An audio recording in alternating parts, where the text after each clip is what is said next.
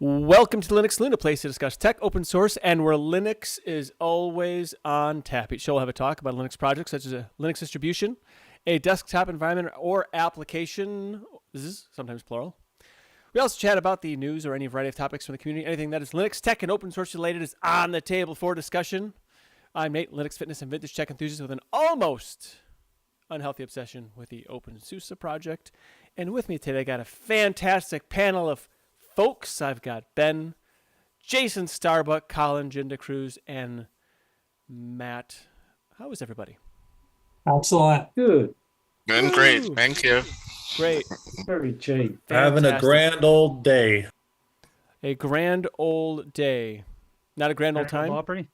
Grand Ole Opry, if you're from Tennessee. Oh, good That would be grief. fun. I'm just having fun. But it's Good. You should have fun. Yeah, quite a few people in the YouTube chat already, so that's good. We got at Co2610. Greetings and salutations. Greetings and salutations to you too. Mike Chilson says, "Hey everyone." And then we have Steven Anderson says, "Hello." So hello to you all. Hope you can pull up a stool to and belly up to the bar as we the saloon or the Linux bar, I guess. I don't know. As we chat about the different open source nerdy things. I like nerdy stuff. So, oh, and then Scrub Ghost. What a great name, Scrub Ghost. So, sound like a very clean ghost. I really like that. It says, "Hey, caught you live again, woohoo." I like a good clean ghost. So I wonder if like Scrub Ghost knows Casper. And hello, Adam. I hope you're doing well. Yeah, I'm doing all right. Adam's here. Yeah. So, Adam hit me up recently, and we started talking about stuff. And so, when it comes to what you've been doing in Linux and tech, I hope you don't mind, but I'm going to sort of feature you on that one because I'm pretty excited to talk about it. So, be sure to do that straw poll if you have not done so already. It's talking about how you think security has, or I should say, what do you think of Linux security? Do you think it has improved or whatnot, or has gotten worse? I would really love to hear your thoughts on that and in the straw poll. So check out that straw poll. It's in the chat if you have not done so already. So it's how does Linux security compare now to when you first started using Linux? All right. So we're going to talk about that straw poll. We'll do some applications, maybe some people have used this week, played around with some stuff maybe that you found, and then do a community free pour with Ben. He's got a new website, and so we're going to talk about that. But first, what have you been doing in Linux and tech?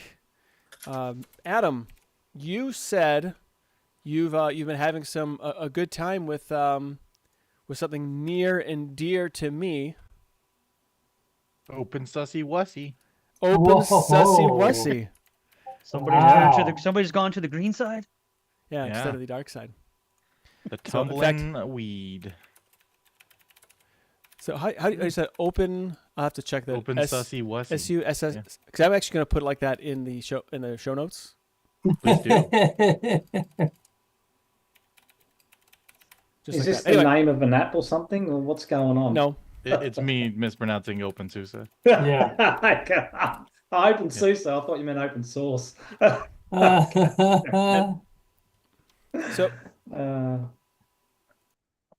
So one of the things we're talking about, yeah. So you've been playing around with openSUSE Tumbleweed and giving it like kicking the tires on it, asking me a few questions, but you really didn't have to ask me much. I have kicked those tires pretty hard at this point. Yeah. Yeah. And have any of the wheels fallen off yet? Yeah, I've had to put them back on a couple times, but it's all good. How easy were they to put back on? Really easy. That's the good part. Yeah. That's the good part. No locking lugs, just easy peasy. Yeah, that's pretty cool. So, what kind of hardware are you running this on? So this is on my desktop. This is that fancy desktop that you bought. Was it like last summer? What was? Yeah. 2023. Yeah. So it's a i9 13900K, 64 gig RTX 4090, two 2 terabyte NVMe drives. Are they separate or are they like rated together? They are separate. Yeah. Okay. That sounds like a bit of a beast. That's what it's rocking. That sounds like a machine that would like tear the keyboard off of mine and spit into the RGB. So if you remember last week, during the Saloon, I sort of just cut out of nowhere, is because this very same machine was actually triggering the overcurrent protection on the UPS I had. Oh.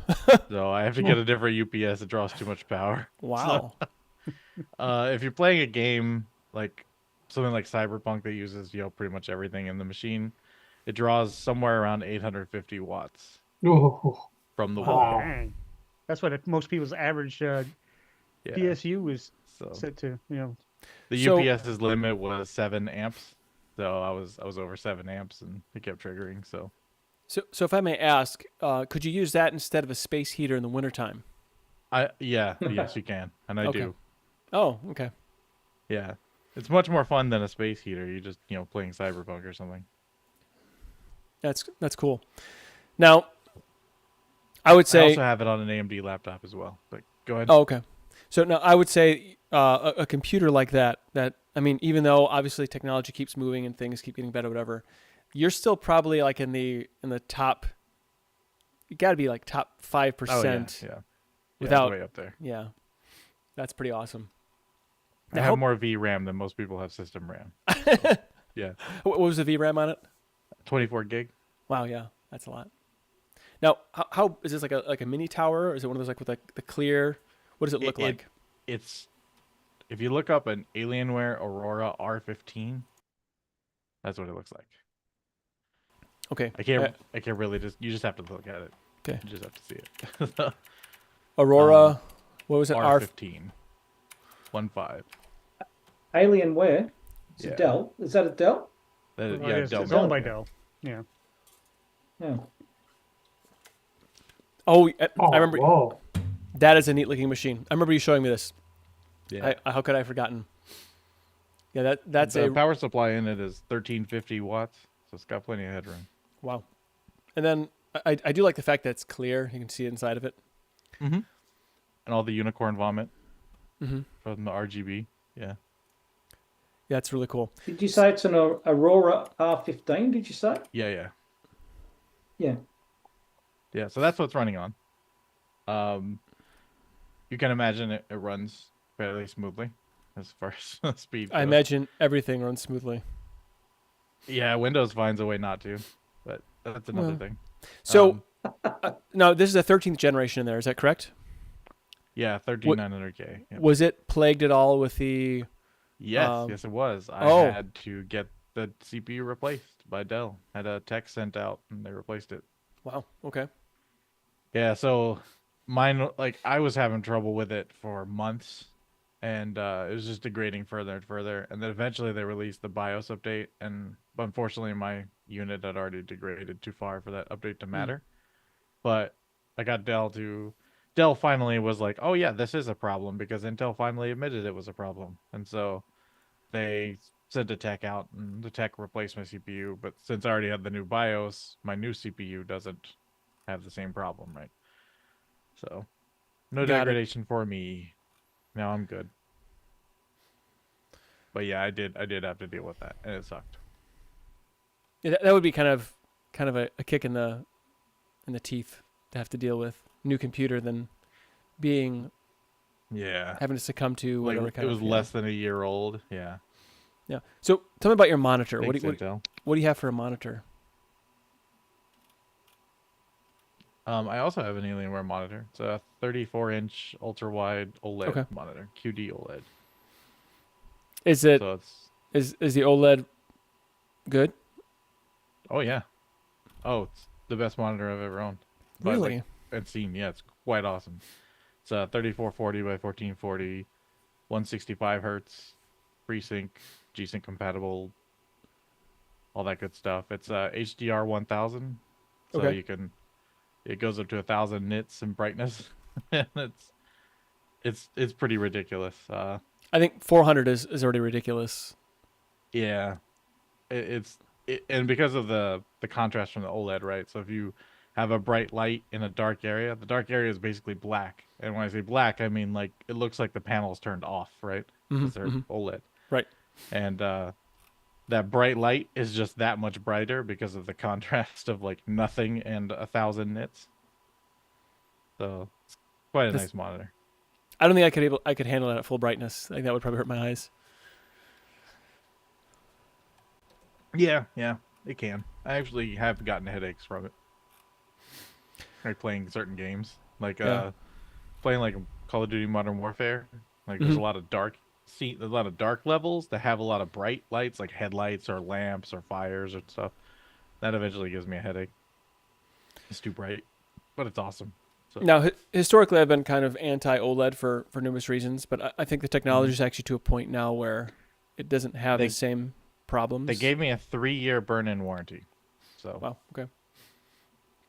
But I figure 3 years is pretty long time. So I think what put me over on the OLED was there was actually a retro podcast. I cannot remember which one it was, but they're basically saying at some point the OLEDs will be so good that they'd be able to simulate like ray tracing and have that same sort of effect that you would have on the old CRTs, because of the fact that CRTs have that greater dynamic, like better than what LCDs have, and so OLED is, in a way, OLED's about as close as you're gonna get. I think it's actually slightly better because the black can be blacker on an OLED than on a CRT, supposedly. Anyway. So that kind of put me over, thinking that there was an old like and this is a total side tangent here, but the old like sit down like a cocktail style asteroids game, and that ray tracing that they used for the asteroids. I mean, it was only black and white because you just had ray tracing white, but the ray tracing is pretty cool in a technology that basically is dead. Like the Vectrex and whatever else. But I think that the OLED may be able to, in a way, sort of bring that back at some point in time, I think. So that's kind of exciting. But anyway, what I was going to ask... That's what I'm rocking. Yeah. So you decided to go with Tumbleweed for what reason? I wanted latest stuff. I wanted the latest, packages. I have newer hardware. I like having the newer hardware support. Right. Makes sense. And... Are you asking Tumbleweed over other SussyWussies or other distros? Over the distros. Oh, okay. I mean, I can make the case for Tumbleweed over other distributions, but yeah. But like, what was it your decision making process for it? Because mine may or may not line up with yours, and who cares what mine is? So I wanted something that was rolling because it was they had the newer packages and stuff. Arch was also up on the table, and I'm pretty comfortable with Arch. So like. All the Arch is too hard. That I don't really care. I know what I'm doing, so that wasn't an issue. But openSUSE provides like, to me, a more professional distribution, if that makes sense.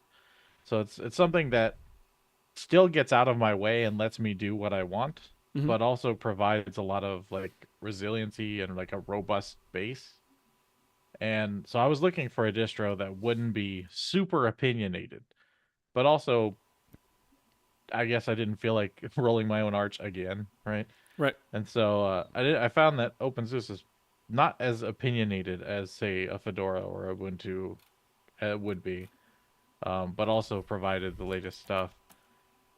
I like the integrated snapshots. That's probably the #1 selling point. I can build that in Arch, and I've done that in the past, but it's not anywhere near as clean or nice integrated, I guess, is how it feels, as it is on openSussyWussy. And so I enjoy like the Yast snapper stuff. There are third-party clients like BTRFS Assistant and stuff like that can do similar things, but having it sort of integrated into the distro and aware of its own mechanisms, like the zipper hooks, every time you run a zipper command and creating a pre and post snapshot and things like that, like having that kind of integration overall is really nice for that kind of thing, right? And the snapshots have already been a savior. Like I said, I've kicked the tires off, but I've also been able to put them back on pretty easily through the snapshots. Namely, looking at you, Mr. NVIDIA driver, and the shenanigans that I went through for that. But that Yes. wasn't. Yeah, that was my fault. I was not aware of the OPI tool that you introduced me to. And after you introduced me to that, it was easy. So that was me making it hard on myself, not knowing what I was doing.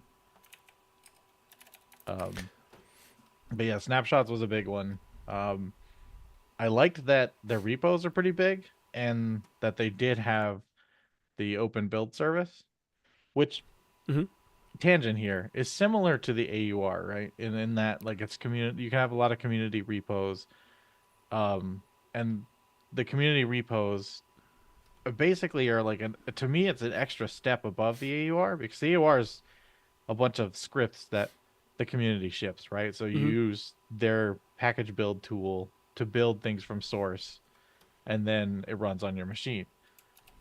But if that package build fails on your machine for any number of reasons, well, you don't get the package, right? But the open build service almost reminds me of something I would do in like a CI/CD pipeline or GitHub Actions or something like that, where the build service does all the RPM building for you. If it fails up there, not down here. So if there's a bad build, I don't get it.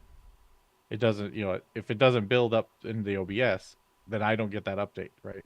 Right. And so I like that sort of separation between my local environment and the environment on the build server, and allowing the community to create their own RPM spec files and other build files up there is pretty great. And having that integration is really nice, especially with the OPI tool. That thing is amazing. Yep, it is. And for those who haven't used Tumbleweed, or I think it works in Leap as well. I don't know. But if you have it, if let's say you want to install something, like for example, KClock, which is something I installed, you just type in OPI KClock and it'll find it for you. So it's not in the main repository. It will say it's in, first it'll ask you, these are the different things that line up, that match, and then you choose the number, and then next it'll say which repository do you want to pull it out of, and then you can pull it out of there. So it's really nice because there are some community members that have the more like forward-leaning releases, and some that don't, and so you can actually choose your own adventure there, which is very nice. And then you can choose to keep the repository associated with it or not. So if you just want like a one-time use, and then whenever it no longer works, it just no longer works. And that's you're not kind of linked into a Copper repo or anything like that by default. You can just add that repo or don't add that repo, and by not adding the repo, you don't get updates. But if you're just kind of using it for a temporary thing or whatever it might be, and that's a good option. And essentially, it'll automatically prune itself out over time. So when it's no longer works with the package set, which might take years, it'll just fall off, depending on how it's moving. So that was a big draw. I like Yast. Like I didn't think I would use it as much as I do. I think that was kind of surprising. Like, things that I normally would like conjure up some random, command line for, like a zipper, package lookup or something like that, is actually really nice in like their software management tool. Like, just finding what are unneeded packages or orphaned packages or anything like that is just click away in there, and I find that really like nice just at a glance. And it's kind of weird hearing me praise a GUI tool over that, but it actually is pretty useful. Like I've already mentioned their snapshot tool. I like a lot of the stuff that Yast has built in. And for the uninitiated, Yast works in the terminal too. Like, it has a terminal interface. Yep. So if you, like me, lose all of that graphical goodness because your NVIDIA driver adventures are going way off the beaten path, then you can still use Yast in the terminal when you don't get a GUI. And so like that can really save you. It's kind of nice. Also, if you're managing like a terminal only instance of one of the flavors of openSUSE, then you can, like a headless thing. you can just it's just as easy, all the same. You don't lose any functionality from the terminal version versus the graphical version. It's all the same functionality, which is pretty cool, really. Yeah. And it's way better than I thought it would be. And it's the right color blue, I think. It is. Yep. It is, yeah. Now, And yeah, so I thought that was a big one. Yast was a pretty big one. now some other really neat things that Yast has is like if you go into like the bootloader, let's say you're running something that's kind of kernel picky, or you're running like maybe a like I use display link drivers, and there's not always a driver for the latest Linux kernel. So I will lock my system onto a kernel from time to time just to make sure that I can use the drivers I want to use. So you don't have to actually constantly advance kernels, which works great, especially if, like with NVIDIA, you want to wait until you have the next build of NVIDIA before you move on to the next kernel. So you can actually lock your kernel updates down if you want. And then you don't have to deal with, do upgrades break my system because the kernels. Which I have. Yep. Yeah. So with NVIDIA, it's almost a requirement, I feel like. Yeah. And the other nice thing too is, and I wrote an article on keepitgoing.com for this as well, but if you, let's say you play with multiple versions of kernels, you want to keep a longer list for whatever reason, it's actually really easy to configure and change, and you can adjust with the tools that are already there. It's just a simple config script that you just modify, which is also, I think, really very cool. What I also think is really neat is the you can set up right from Yast if you want to do a like remote, like VNC and RDP. That's all baked into it as well, and I use that for a couple of VMs actually, and then also all the like virtual machine management stuff. You can do that in there as well. There's a lot of really neat things just baked right into Yast that I think is the Samba server setup. Yeah, the Samba is nice as well. So a lot of like really nice little like creature comforts, and it kind of spoiled me a little bit, I would say, because yeah, I can see that. Yeah, it's like now I just don't have to learn the other way. Also like the app armor configurator. You can, if you need to tweak some things with app armor, it's really easy to do visually. And although I don't like the firewall tool as much, I prefer the firewall D from the firewall config, whatever it's called, from that ships with firewall D. I guess. Firewall EMD or whatever it is. Yeah, I think it's just a better tool. But I mean, anyway, yeah, there's a lot of really neat things baked in there. Another one that I enjoyed was the fact that the Discover store thing in KDE is like works no problem. Not like with flatpaks, with SUSE packages, with all of that. I'm like, wow, that's kind of nice, because it's usually hit or miss when it comes to Discover's integration with a system. I know it's all through PackageKit, but I've had some systems that are not so great with that. Right. And the good, bad, or otherwise, if PackageKit doesn't do any of the interactive portions of the upgrades, so if there are basically, if the packages don't work out without like intervention, then it just won't upgrade until it does. So it can be good or bad. I mean, it depends on how you look at it. And the other nice thing I will say about Tumbleweed specifically is it's very, very tolerant to neglect. So I've neglected systems for, actually the worst one was 18 months. I just didn't do an update on it, and I did an update. It was like an old netbook too, and it didn't miss a beat.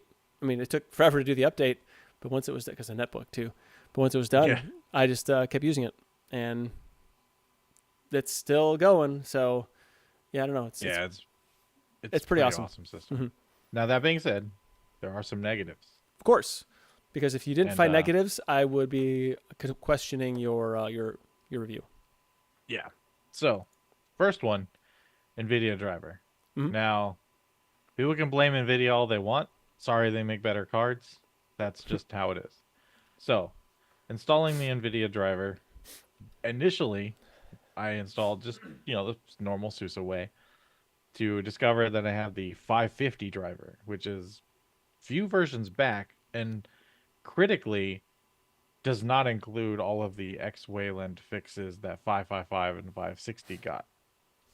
And so I'm like, okay, that's kind of a deal breaker at first, because I'm like, it's not kosher, right? So I was like, all right. I rolled back the snapshot, which was so nice. I just rolled back to the after installation snapshot, so I, could start over with Nouveau and all that. And then I installed it via the hard way instructions, right? That worked, but I was missing certain libraries for some reason. So like a lot of the CUDA stuff didn't work because I was missing stuff. I don't know if that was actually in my future poking around. I don't necessarily think that driver install didn't work. I think it was a bug in that version of the driver, the 565, the newest one, that was causing my issues, because I actually ended up having those same issues later. So the hard way instructions are probably cromulent. They're probably okay. But cromulent. Yeah, but I decided to, at that point I was like, all right, let me try Arch, because like I don't want to deal with this. I kind of abandoned Post and went to Arch. But then I realized, like, no, I'm not going to be defeated by this. It's just not how I roll. I'm going to make this work because I like pain. And so I went back to openSussyWussy, and I was like, after wonderful Nate here told me about the OPI tool. So then I hit up OPI, and there is a repo in the OBS, Open Build Service, not OBS Studio. In the Open Build Service for the beta drivers that I was running, the 565, that was already packaged. And I'm like, well, that's way better than having to hit up the .run file. So I grabbed those packages through OPI. They installed. Everything worked, except that CUDA problem again. I'm like, okay, this is weird. This is a totally different way of installing it. Turns out there's a bug in 565 that doesn't load the soft dependency of the NVIDIA UVM module. UVM is responsible for NVENC and NVDEC and some other video stuff. And so the errors I was getting was because the UVM module was not loading. So you forcibly load it with ModProbe, still doesn't work. However, the weirdness is if you run an NVIDIA related command with sudo, it loads properly. So if you hit the terminal and go to sudo like NVIDIA-SMI just to look at the card info, it'll load the module and it'll all work again. So they got some weirdness going on with that. So is that an NVIDIA issue? Or is that a... Yeah. Okay. It's because the 565 version is the beta. It's technically a beta driver, but it's... NVIDIA's wording of beta is nebulous. So that's all working, which is nice. The actual bug turned out to be nothing. To be fair, the .run that I ran would have also presented the same exact bug and would have presented the same exact system. I'm happier having it tied to an OBS repo and not the .run. That is what it is. So that was the first negative. A lot of running around with that. However, I would like to point out the snapshots did save me in this whole endeavor of having to roll back and try again. And spectacular. I love the snapshots. It's like all of the benefits of the immutables without the immutability. Right. It's kind of nice. At least in that perspective. There's other immutable advantages, but that's not what we're talking about. And so that was a negative. I did have to hunt down. So I was trying to install this application called Expanso that I'll talk about later when we talk about applications, actually. And it required me, for Wayland support, to build it from source. There are repo packages, but they don't build in the Wayland support. So when I was trying to do this, I realized like there's no instructions for openSUSE. So I'm having to like adapt package names and stuff from like Fedora and just trying to figure out like what it's supposed to be. That was a mess. There was no real obvious easy way to handle this. And so what I ended up doing is going back a few snapshots to remove all those development libraries and stuff that I tried. And I instead just went ahead and started up an Ubuntu distro box and just built it in the Ubuntu with the Ubuntu instructions, and then just copied the binary where I needed to put it. And that worked. I had to install a couple packages for runtime dependencies, but those were easy. So instead of the lesson here, if you have to build something from source, start a distro box container, build it in that. If there's no instructions for your distro, just build it in that, and then take the binary. It's the same. It's Linux. It's all Linux at the end of the day. Right. So doesn't matter if you built it on Ubuntu, on Fedora, whatever. The binary you end up with, just chuck it where you want to go. So finding out the crux of that issue wasn't that it couldn't be built, but was that I find a lot of things that aren't in OBS or aren't in the repos often don't have openSUSE instructions. There's a lot of times where I roll up and it's like, here's how it is on Ubuntu, here's how you can install it with Yay on Arch, and that's most of the stuff. Like, it's often hard to get instructions for openSUSE if it isn't already in OBS or on the repos. I built a lot of wiki pages on the openSUSE wiki because there wasn't how do you do it in openSUSE. So I adapted and tested and then tested again to make sure that actually I could repeat it. Quite a few things. But I don't have an NVIDIA card right now to mess with. Well, actually, I do, but I don't have a way to use it. And but I think that'd be... Also, it's only a 2060. It's not anything fancy like you have. Like, what do you have, like a 6090 or 7090? What is it? What are they at now? 4090. 4090, whatever. Yeah. I was purposely going back. Talk about future proof. He's got cards that are not out yet. Yeah, that's right. Right. So yeah, those were negatives. I ran into a lot of weirdness. I could just call it just general weirdness, but it was. I don't necessarily think that that's openSUSE's. It's not their fault. I think it's just that things are just different from other distros enough so that like some things are just in weird places. I kind of forgot that libexec was a thing. Like it's just this various. It very much has that like RPM distro feel, like where they put things, and sure, it's a whole thing. But that's I feel like that's just me being picky, so that's sort of a neutral thing. But yeah, it's been a great machine, great system. I actually like it quite a bit. I find the installer very useful. Like I mean, it takes a while, but man, it's a comprehensive installer. Like there's a lot of stuff in there, and I feel like most people just blast through it with next. But if you take your time and smell the flowers, there's a lot to be smelled.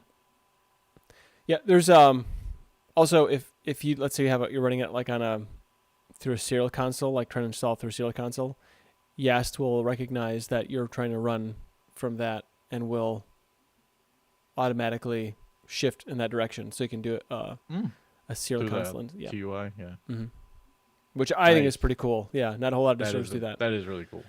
So for those of you that have odd or goofy hardware that don't have video cards and you just have a serial cable, it works. Yeah, I mean, I'm able to play games on it. I'm chatting to you on it right now. Just everything I normally do with the machine. In fact, there were some new features that came out recently. Well, one of them's not so recent, but one's very recent. Found out that Valve added DLSS 3 frame generation to Proton Experimental. Added what? If any of you are familiar with that at all. That's a technology in the 40 series cards. So 40, 60 and newer. I think 40, 50 might have it too. In their AI chip stuff, the tensor cores, they have what they call optical flow sensors or whatever. I don't remember. I think optical flow something. But they use these to take motion vectors of one frame of the game and the next frame and create an AI generated frame between them to increase frame rates. So there's sort of these fake frames in between. Now, you'd think that would add a bunch of latency. Turns out, really doesn't. It's quite remarkable. And Windows only feature because it required some of the Windows kernel stuff with the hardware accelerated graphics libraries and all this stuff. But a few days ago, the newest Proton Experimental added in the optical NVIDIA themselves added in the optical API, optical flow API and stuff into it. So you can get the DLSS 3 frame gen in Proton now, which is kind of nice. And so I've been testing that, and that works just fine on SussyWussy. And I have been enjoying that. The great thing about it is if you're running even like a card like mine, a massively beastly card, right? You're running something like Cyberpunk with full path tracing. If I'm running that without frame gen, I'm lucky to get 40 FPS. Most of the time I'm hovering in the 20 FPS range. That's how computationally rough it is, right? Mm-hmm. But when you engage frame generation and you start inserting the AI frames in between the frames, you're now running at 80 or 90 frames a second, where you used to be at like 20 or 30 or 40. And so it suddenly makes an unplayable game not only playable, but very smooth. And since lower level cards also have access to this, 40, 60 or newer, at least I know, then if you have a lower level card and you want to run higher graphics and stuff, you can use DLSS for upscaling and the frame gen to boost your frame rate, and suddenly you can play a game that has no rights playing on that slow of a GPU. So having that in Linux is a pretty awesome deal. It's one of the things that I kind of stuck with Windows on a lot of games for, or the games that support it, because if I want to run the crazy hard ray tracing and other stuff on them, you needed frame gen just to get it. Even on this card, you needed frame gen, and that made Linux a non-starter for those games. But now they work. That's really awesome. The other feature was Plasma supports HDR. Mm-hmm. In NVIDIA, you have to put in a stupid environment variable to tell it, like, use the right color space. Otherwise, it doesn't allow you. I get it. It's whatever. But HDR is required. You have to use GameScope. You have to run your game within GameScope, which is its own Wayland compositor. Okay. To then get HDR in it. There's a whole lot of technical reasons for that. But I'm happy to say that on the OBS, there is a new enough version of GameScope that supports that. So I have my games running on this OLED monitor at 1000 nits HDR with frame generation and all that goodness, and SussyWussy supports it all. Now, is there really a difference between HDR, like the high definition something? High dynamic range. High dynamic range. Is there really a difference? Because I've gone significant. Really? Okay. I would argue that if you had to choose between going from 1080p to 4K or just adding HDR to 1080 with HDR is a bigger difference. Really? Mm-hmm. And what is it actually doing different? What is it expands the color gamut of the display. The display adjusts the color gamut and the software itself, right? The game, the movie, whatever it might be. Mm-hmm. And so you're running with more colors. So instead of the standard millions, you're running over 1 billion colors. And then with that, you have this range of brightness and contrast. So like on monitors, HDR tends to give you brighter highlights, but it also because of the larger range of color options, you also maintain more detail and shadows you can keep the contrast without losing detail and shadow. And so usually on a normal display, you would have to raise the contrast, which separates like dark colors from light colors, which makes things pop, but it also crushes the black colors, the dark colors, and makes those lose detail. So there might be things in a shadow that you wouldn't see if you cranked up contrast. But with high dynamic range, being that it's a wider amount of colors, a wider range of values, you can now see in the detail and shadow while also maintaining really bright highlights and better color reproduction overall, because you have more to go with.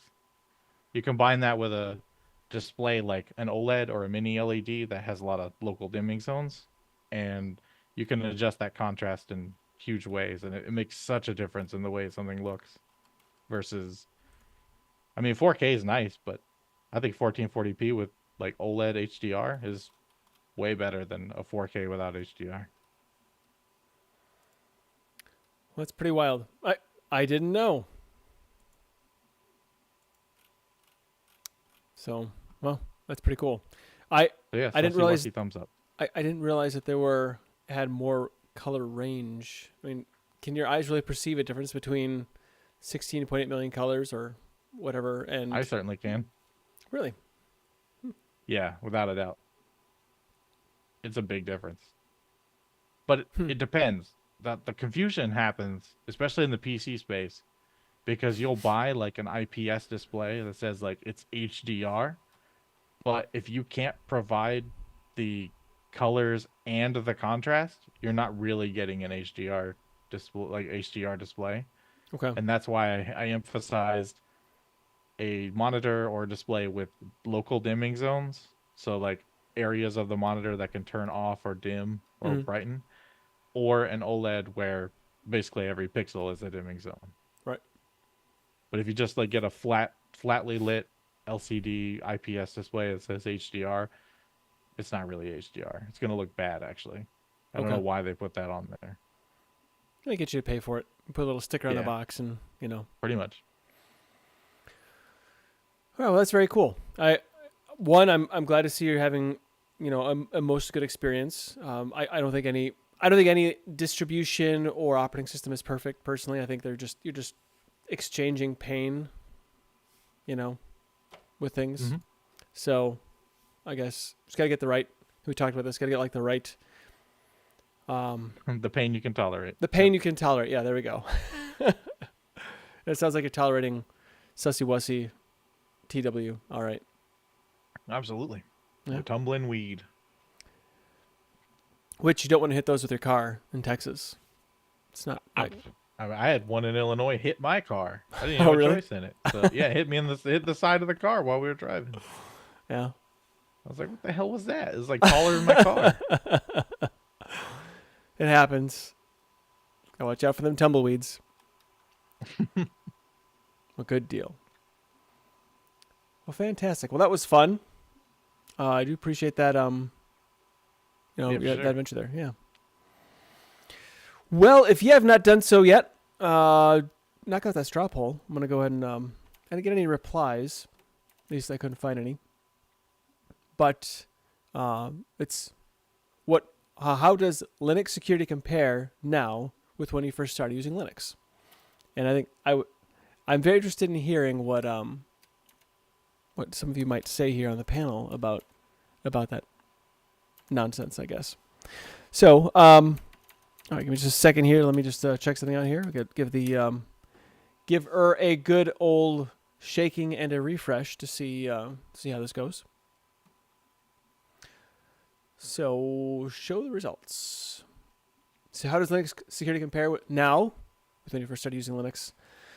The number one answer says better with 35% of the votes. About 30% says about the same. 20, almost 2% say much better. Tux Penguin in fourth place. And I got one vote for worse. And then much worse didn't get any or no others. So yeah, so there we go. And it's changing. Still better is number one. That's all right. And then about the same and much better are tied with into second place. So anyway, so I thought about this quite a while before I answered it. And I'm going to go ahead and say it's better. I don't know if I want to say much better. I don't know what much better means, like in context. It probably is much better, but for sure it's better, I think. Because we have things, like the sandboxing, we have SE Linux and AppArmor have been around for a while, but being able to run applications sandbox, I think it is an improvement. So, Jason, are you much of a cybersecurity guy? Is that Not really, no. no? But I did select better. Okay. Because I mean, heck, I started the very, very first time I tried Linux was way back in the late '90s. I tried Mandrake, and of course it's going to be better from back then because Everything is. Everything just grew. Because back then it was horrid to try to get Linux onto anything, because it was newer and not many people even compared to now, not many people used it back then. So definitely, as more and more people started getting these stores started getting developed and all that kind of stuff, security has definitely gone up. Sure. What about you, Jinda? Well, you got to remember, I've been running this since like 1999. Okay. So to Couple me, years. it got yeah, to me, it got a lot better. I mean, Okay. but the whole system, everything in Linux got drastically better. So, I mean, I think it's a perspective of when you were walking in the door. I really do. I mean, if you were walking in the door maybe in the last few years, I don't think you would answer the same way. Yeah, it might be probably like more along the lines of not much. Or Tux Yeah. Penguin? Oh, Yeah, or Tux Penguin. Yeah, because I mean, come on. I mean, I've been running it from 1999, and it was not very good at all. The software was hard to install. I had lots of troubles with it. A sign came basically up that says if you pick the wrong hertz on your monitor, you'll cook it. Mhm.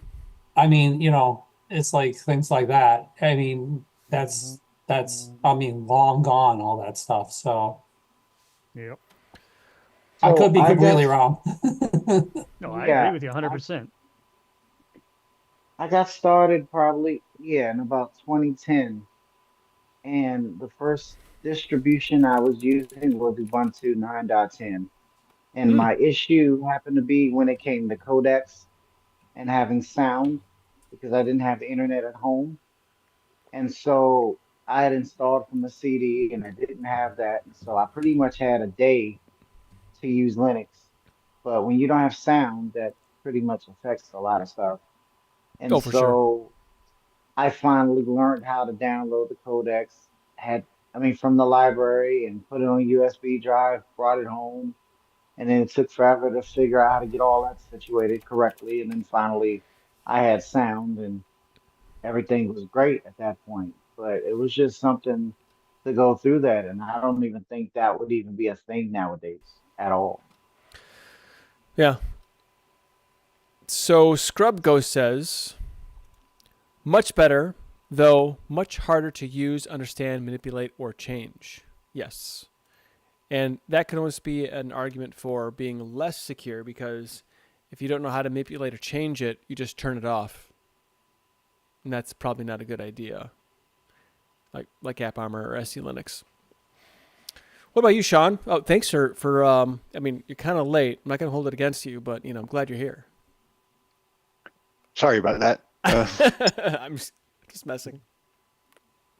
I think, no matter what operating system you use, security has gotten better, Mhm. as we have discovered flaws. So that's my general take on the subject. Yeah.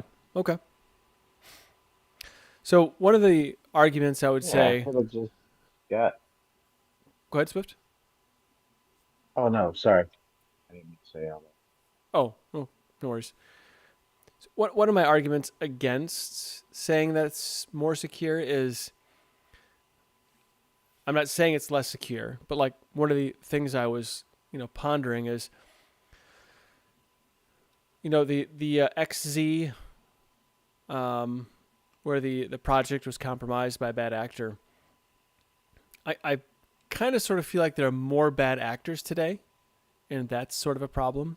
But I think our tooling to monitor things, and do evaluations is probably better. So maybe that's a wash. I know, Adam, we've had some discussions about open source and is it better than closed source? And then we kind of go back and forth on that, and we've both had our grievances, being that we work in mixed environments. And what are your thoughts on that? I agree with you that there are. I also feel like there are more bad actors than there used to be. I think that might also be a characteristic of a mature community and like a mature product base, I guess. Mm-hmm. I mean, I guess you could just categorically say like there's just more like state actor attacks than there used to be. Right. It's more of a target, right? The whole security by obscurity thing doesn't work for open source anymore when by and large, a lot of these projects are the defaults in environments, and you look at something like a containerized environment that like there might be a lot of libraries in those containers that you need to account for, and when you have your Canico stuff building your Docker containers or whatever, like you need to have a better handle on the software bill of materials, as it's known, right? Mhm. So yeah, it's definitely a thing, and the prevalence of we had actually talked last week about like do you run code that you from the internet, right? And that kind of goes hand in hand with this, in that do you trust that the open source packages that you use are not compromised, right? And I don't know, I think it is an increasing problem, and there are, I mean, it's no shortage of companies out there trying to also solve this problem for their own gain and stuff, right? Like there's plenty of, as I mentioned, software bill of materials software out there to sort of scan your app to see like, oh, well, all the dependencies are, it's not enough to know if your app is secure. Are all the dependencies of your app secure? Have any of them been compromised? Are there any CVEs or any things that go along with those? And so yeah, it's more complex now, especially in a mixed environment, because like we've had discussions at places I've worked regarding like, do you put antivirus on the Linux machines? Well, I argued, yeah. Like, does it mean the Linux machine's going to get a virus? Not necessarily, but it could be a vector for carrying one over to a Windows Right. box. And so, like, I'd rather, if it does enter the network in some way through a Linux box, I'd rather it just be stopped there, right?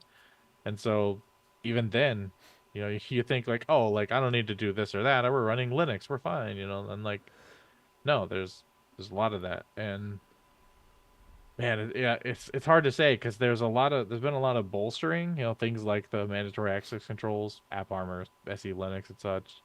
There's, like you said, a lot more monitoring, a lot more, I guess, a lot more eyes on this kind of thing. I mean, hell, there's entire careers that have been built around this stuff these days, right? Like entire positions at companies that would not have existed before that do now, right? So is it more secure? Yes, but the environment in which it exists in is also more dangerous. So it's a wash. I don't really have like a definitive yes or no, because it's a pretty complex answer. Do you feel like that might be the reason why sometimes computers just aren't as much fun as they once were? Because you have to suit up anytime you want to go do something, essentially? That can definitely feel like that. I can definitely feel that. But also I feel like it feels like you can't be as cavalier as you once were, right? Like there's a lot of the stuff that, back in the day that was written like kind of by the seat of your pants, so to speak. And it's really clever ideas, but not necessarily clever implementations. But it didn't matter back then because you didn't have to check your P's and Q's with every single thing you built and every single thing you did. And now you do, right? Right. So I feel like in a way, the necessity of security these days kind of stifles the things you can do.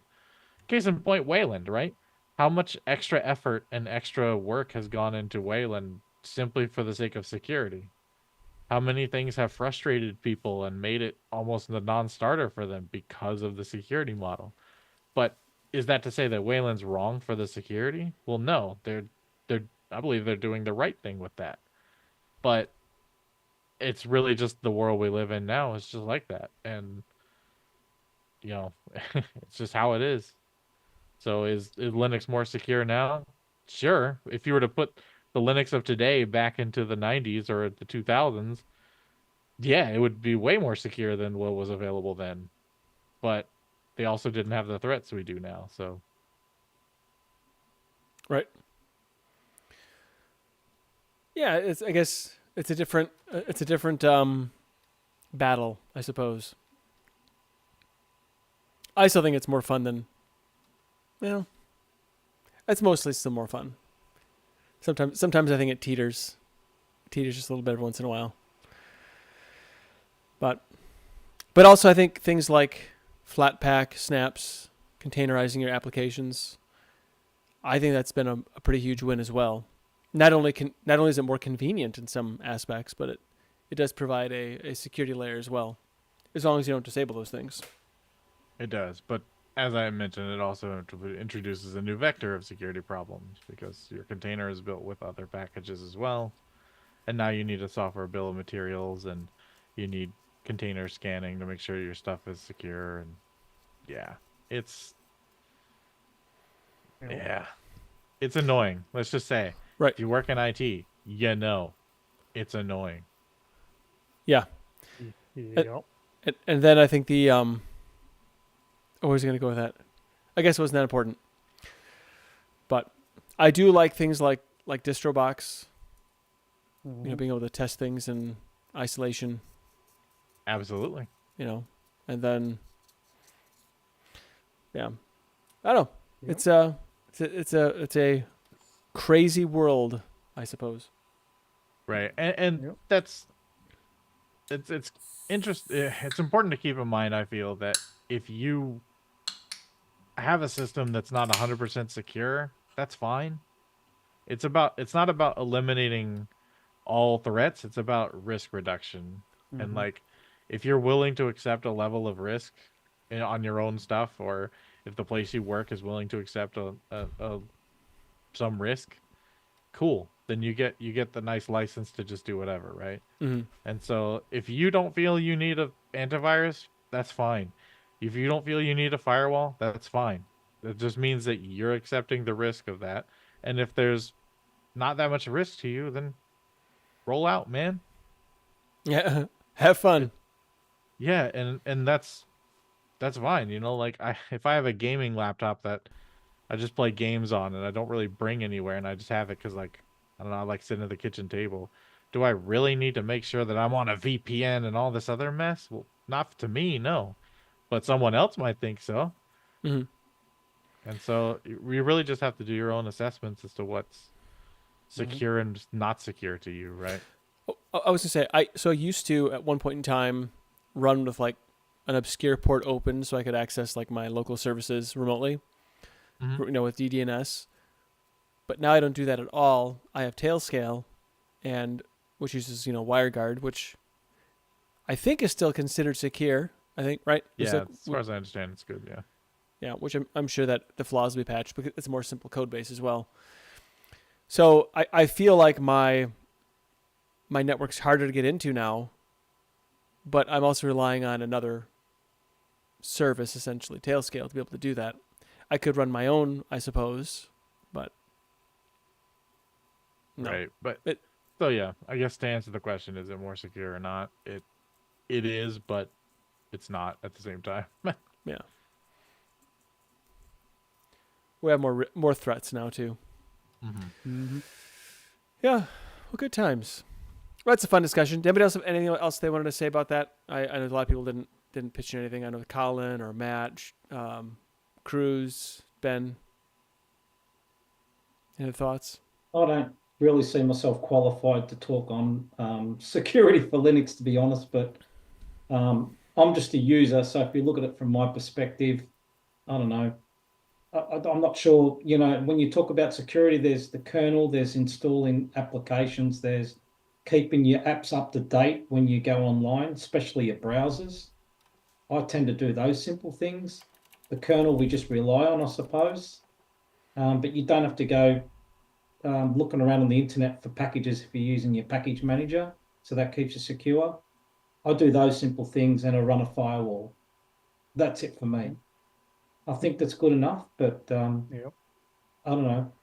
Yeah, for most people, it's just the software-based security is, you know, like firewalls and things of that nature are pretty much what you know, most people tend to use. But then you get into the hardware side of things where you can use like a managed switch and stuff like that. You can set up all the security and what traffic comes through and all that good stuff. But for the average, I mean, that's more for the advanced user. But the average Joe, you know, like me, I do like I have the Windows, I just use Defender. For my Mac, I have like Malwarebytes on there, and then I have firewalls and all that kind of stuff. So just don't go to those, questionable sites and stuff like that. You'll be fine. Just be smart. Mm-hmm. Don't download things from from things you don't trust. Don't download that song. If you don't go I on, think the most effective security software is Common Sense 2024. yeah, Right. But that's the issue. Those people don't realize, oh, this has got to be. This got the name. It might be misspelled just a little bit, but that type of thing. so Yeah, I couldn't. Oh, it gets a gut bomb in there in the chat now. Hey, Jason. don't copy that floppy. What do you say, Cruz? Right, I was just saying I couldn't agree less with what the others have said in regards to the firewall. So that's a big plus for me in regards to the Linux system, being that relatively as a relatively new Linux user coming from Windows. The firewall is a big plus for me, and the security system on Linux is great as well compared to that of Windows. Yep. So Mike Chilson says, I run a firewall and antivirus. I work with a lot of client files and data on my daily driver. Generally, I feel it has gotten better over the last 10 years. It probably has. Oh, yeah, firewalls definitely improved because they're a lot of them are a lot easier to use than they once were, and they actually have more security features and that kind of thing. They've grown a lot in far as for firewalls. That aspect of it is definitely greatly improved. Yep. For sure. All right, well, good deal. That was a fun discussion. Gone over just a little bit, but that's okay. I like such things. So I thought we'd go ahead and hop in now to the applications or desktop tools, application appetizer, system or desktop tools, I should say. So different fun little tools or interesting things that you use that you would like to share. And I'll go ahead and kick it off with probably the most dull of the find. Like nobody's going to care on this one but me, because this excites me. So what I found, and actually I found it at the end of the show last week, was there is a clock application that I've been wanting for a long time. So it's called KClock, and it is a it's like the clock application you'd have on your Android phone, maybe iOS too. I don't know. I don't use iOS. I didn't realize people still do. And that was a joke. And so I went so far as to write an article about it because I was so excited. All the different little features that it has. It's a lot like what you have again on your Android phone, except kind of like extends. Like there's a few more fun little additions to it. So one specifically I really like is the timer feature. You can set up a bunch of different timers. So like let's say you do some stuff in the kitchen. I have a computer in the kitchen that I use as my aid for different things. I have recipes on there. I do keep time on as well because the stove only has one timer feature. I could use a phone too, I suppose, but I do use the use it on the computer. And so now I have other timers I can run. So if I know that I need to let it simmer for 5 minutes, quick hit the 5-minute timer. I can go off and do something else. Start occasionally as I try and multitask my way through my kitchen battles, and then those timers can go off based on whatever it is I'm doing. So I think that's pretty cool. Really, only one downside is none of the running a custom command doesn't seem to work, nor does custom sounds. That doesn't seem to work. Maybe it's a future feature that they'll get ironed out, but regardless, still kind of cool. I like it. I'm very happy it presented itself to me, and so that I thought was pretty cool. If you want to check out the flat, there's a couple links there in the they'll be in the show notes as well, but there's a couple links in the chat if you want to check those out. Does it have a functionality for setting a timer for like breaks, like work stuff, sort of like a focus timer thing. So you could definitely do that. You could set it where you kick off a timer for a period of time. Like, so let's say you want to work for 55 minutes and then it'll go off. Then you could have it do that. And then you can have it, I believe you can also have it repeat as well. Okay. And yeah, you can have it repeat. You can reset it and repeat it or loop the timer. So you have it go off at whatever intervals you'd like.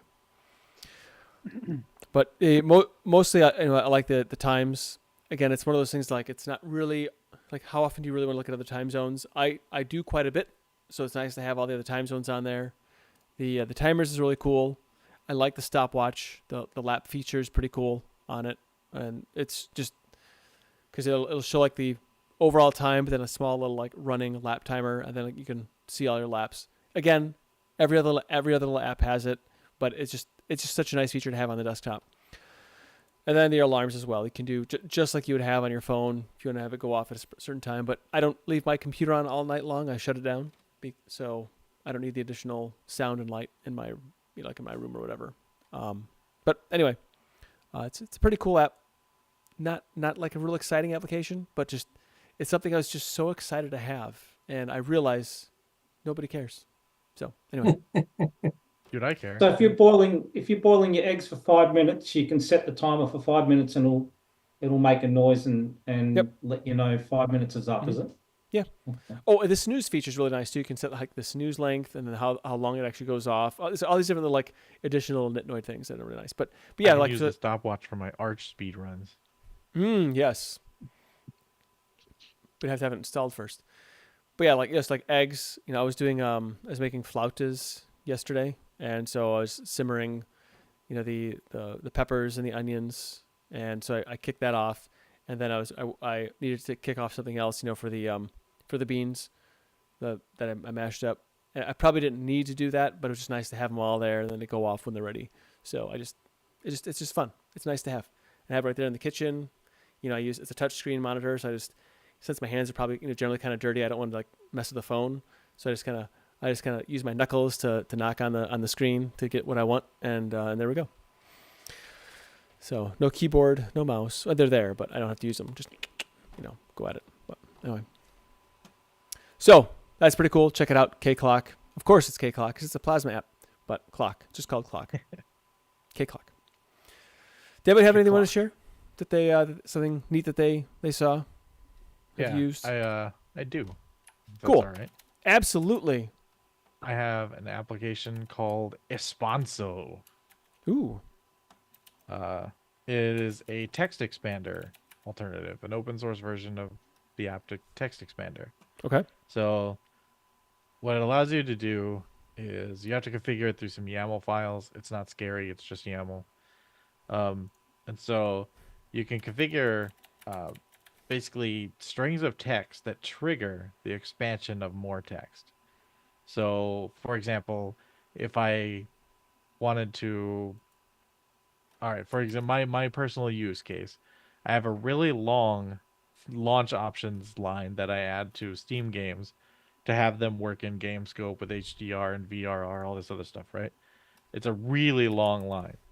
And instead of typing that every time or having to just copy it from one to the other, I have the Espanso do it. And so I type in : and then the word GameScope HDR, one word, right? So : GameScope HDR. Anywhere in the operating system that I type that, it could be in a text editor, it could be in the terminal, it could be in the Steam thing, whatever. It will then replace that bit of text with that huge line. That's pretty cool. I set to it. That's awesome. So it's basically like aliases, but for any app.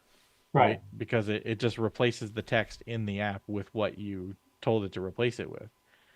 It can be, there's some programmatic stuff you can do with it. So like you can have it insert the current date or insert like programmatically things that it can pull from other sources, or there's a lot you can do with it. It's a pretty awesome app. It also has a search function. So I have mine, you have to go in the config to set it, but I have mine set to Alt-Shift-Space. So if I do Alt-Shift-Space, it opens up a search box in the middle where I can search for a string of text that I have stored in there. So I don't have to necessarily remember what the trigger word was. I can just do the search for like, oh, like what are my game scope commands in here? And I can see all the ones that have game scope in them. And I can choose whichever one from there. So it even has like a nice GUI search box you can use as well. And it's really good. They have deb packages for Wayland support right now. You have to build it from source, but they have instructions for Ubuntu based stuff and Fedora based stuff. There is an AUR package as well, so all of those are pretty covered. Just make sure that you build it with Wayland support. There's specifically a no X11 flag that has to be put in, but after you do that, there's a command to register it as a user systemd service, so not a system-wide one, but just for your user. And then it'll start up in the background every time you log in, and it just works. It's so good. I love it so much. And Text Expander on like the Mac, and I think on Windows as well, it's kind of a pricey app. So having an open source alternative that gives you this kind of power, it's not as easily configured as Text Expander, which has like a nice GUI and all that kind of stuff. But if you're okay with just editing some YAML files, their documentation on their site is pretty good. You'll be all right, and it's wonderful. Like if there's like text that you type a lot or a template of sorts that you want to create or something like that, this is a wonderful tool for that. That does sound really cool. ESPANSO. Espanso. Well, I'll have a link in the show notes. Jinda found it and put it in the chat already. So he's kind of like Johnny on the spot, or Jinda, he's a Jinda on the spot, I should say. Yeah. Oh, sorry about that, guys. It's much appreciated. there is also an app image. If you're on Xorg, there's an app image available that you can use. Just if you're on Wayland, you have to go through some hoops.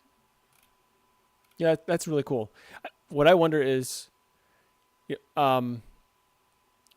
like with when I manage like virtual machines, either through VMware, even with the VMware tools installed, sometimes it's kind of hit and miss. But also then, like when you use a VMware, like viewer player, whatever it's called. The console? Yeah, VMware console. And then, so I can't actually copy and paste into it. And it doesn't have would it allow for something like that? What's interesting is, according to their site and their documentation, they actually talk about how, so you have to give it access to your inputs, right? So like your input devices.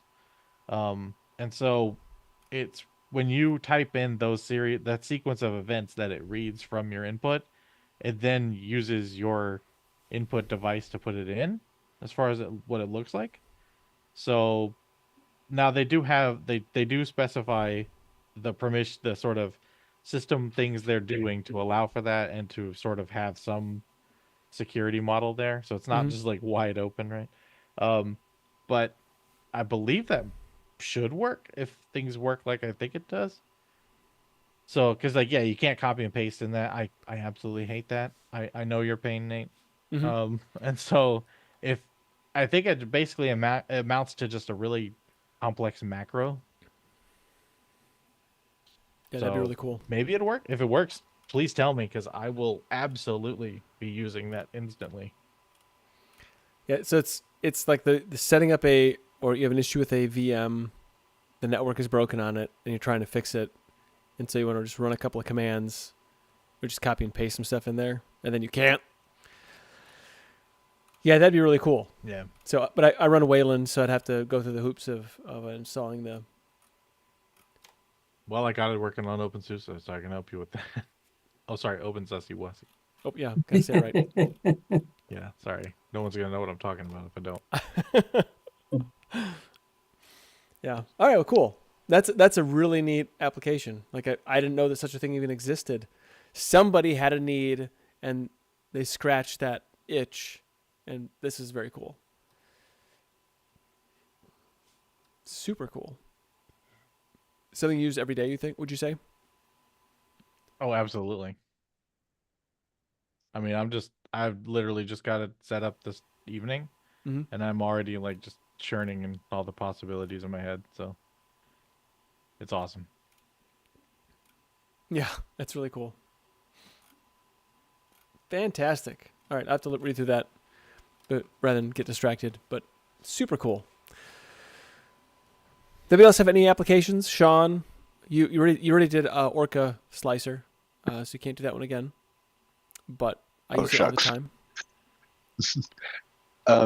Yeah, I actually do have one. Okay. It's not 3D printing related. I'm sorry about that, but You should be sorry about that. Yeah.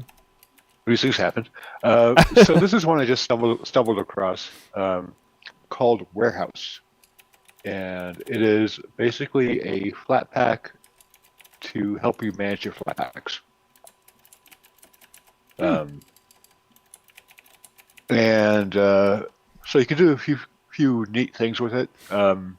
You can take snapshots of your Flatpaks, so like having something to roll back to in case your Flatpak kind of goes off kilter. We can manage the data for the Flatpaks. It can tell you a lot of things like the commit information and what was installed for that Flatpak. It's really kind of cool. It has kind of like a panel for commonly used remotes, so you can add those with like one click. If you use any other remotes rather than FlatHub. Oh, okay. And I'd really like to see this like merged with FlatSeal. I think that'd be an awesome combination of the two, but it doesn't offer the permissions setting. So you still need FlatSeal if you want that. But yeah, it's kind of a cool app, at least in my opinion. No, that is definitely a cool app right there. I didn't even know such a thing existed. I just stumbled across it. I was looking for something to bring to the party, as it were. So yeah, I like the fact that it shows you the remotes, and then also like the leftover data section. That's pretty cool. Yep. Mm-hmm. So if you have just like for garbage collecting, if you want to do it manually, I guess. Yeah, or you forgot to like uninstall the data at the same time that you uninstall the Flatpak. Mm-hmm. Yeah. Oh yeah, this is really cool. Yeah, I can see that this would be a nice integration with FlatSeal or like with the KD, whatever it is they use as well, baked into their thing. That would be pretty nice. Mm-hmm. Oh yeah, in their system settings or whatever. Mm-hmm. Yeah. Yep. Now on the leftover data, I believe the newest GNOME software actually prompts you for that. When you go to uninstall a Flatpak, it will actually ask you, do you want to keep your data or not? I can tell you Discover also does that too. I have yet to uninstall a Flatpak from us. Okay, I'll take your word for it. Yeah, I just found that out yesterday. So I went to delete something. I'm like, do you want to keep your data? I'm like, I've never been asked that before. If I don't keep it, who does? That's right. I elected to keep it because I might reinstall it. It was actually, I was removed because, not to go back to 3D printing, but I've been using Orca Slicer a lot. I really like it. Like it's just such a nice application. Because you can like print to the printer from Orca Slicer, and then it uploads it and does all the stuff for you automatically. Makes me lazy. Integration. Anyway, so like I'm not even I haven't used a Prusa Slicer now for months. So I just deleted. I want to remove that, but I kept the data. I don't know why, but I did. No, that's really cool. I like it. Warehouse from Flatpak to manage your Flatpaks and all the little bits and bobs around it.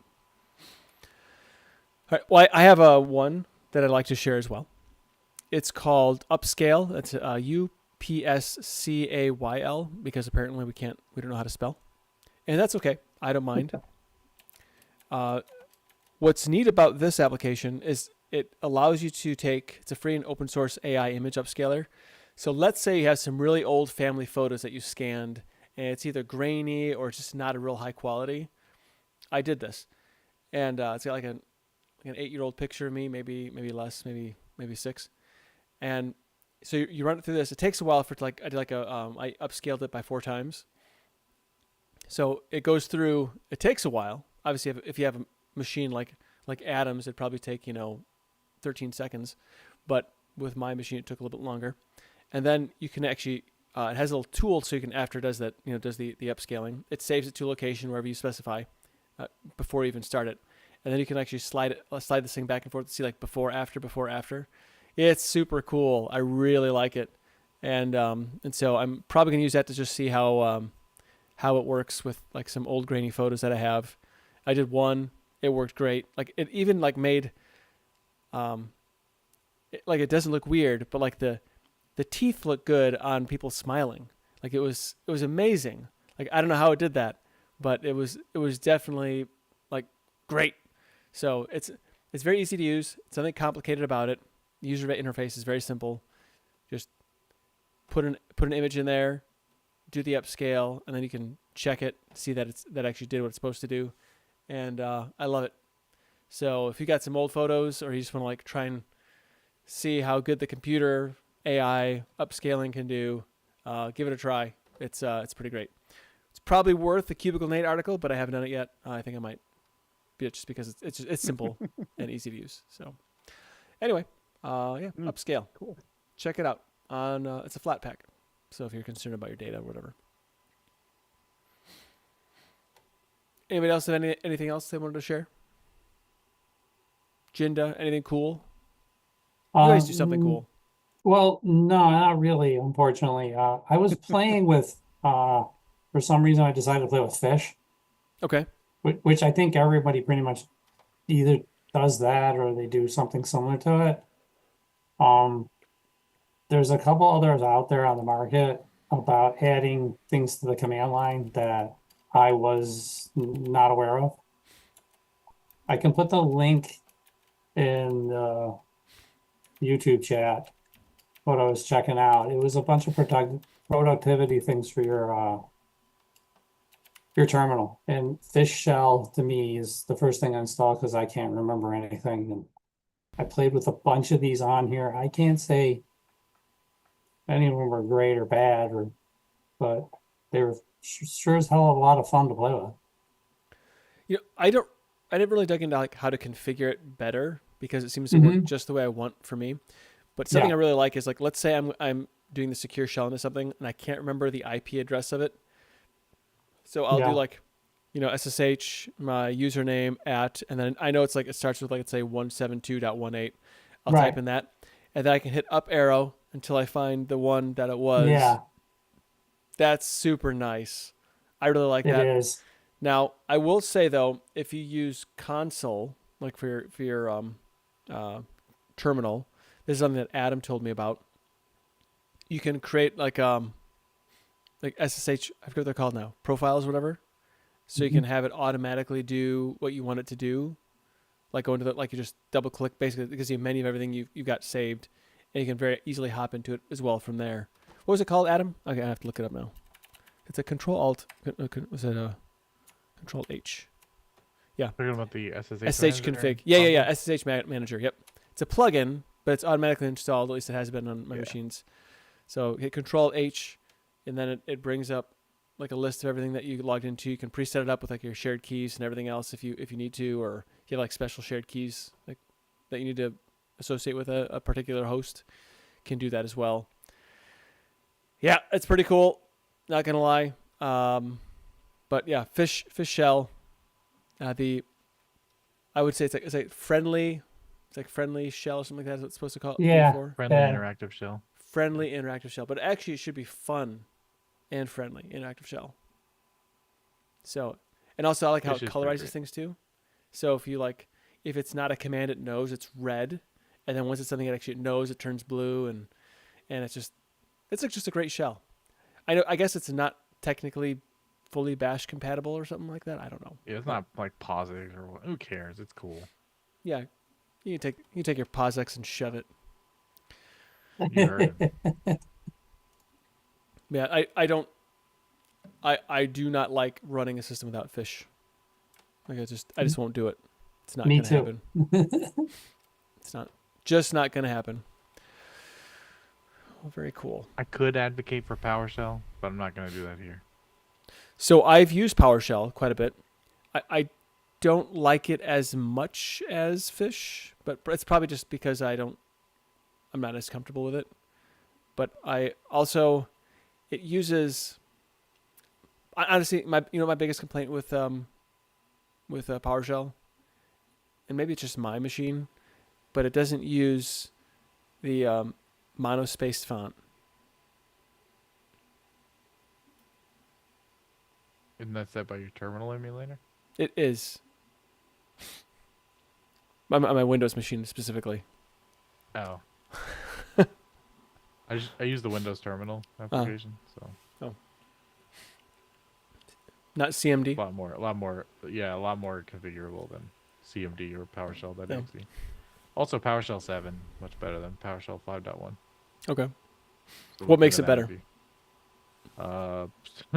Like actual proper plugin support. There's a lot of other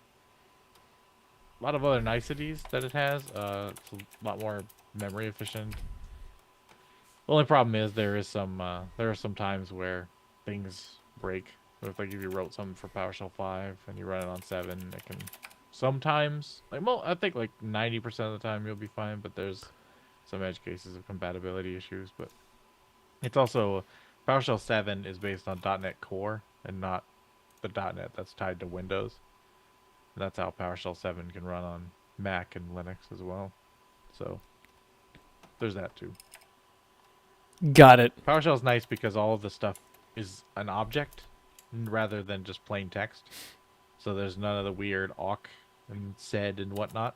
You can work with data that gets returned as an object rather than just text. So it feels less like a scripting environment and more like an actual programming environment.